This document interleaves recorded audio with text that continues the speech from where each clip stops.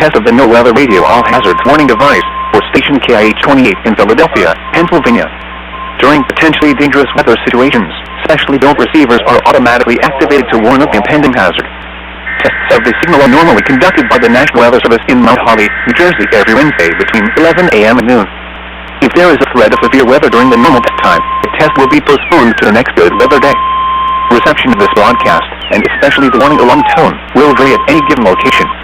This variability, normally more noticeable at greater distances from the translator, can occur even though you are using a good quality receiver in perfect working order.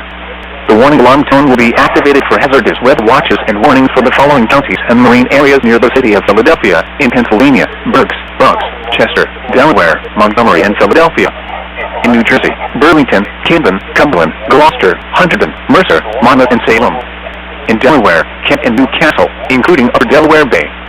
And in Maryland, Cecil, including Chesapeake Bay north of Pools Island.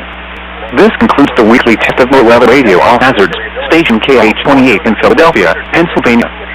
Thank you for listening to NOAA Weather Radio All Hazards.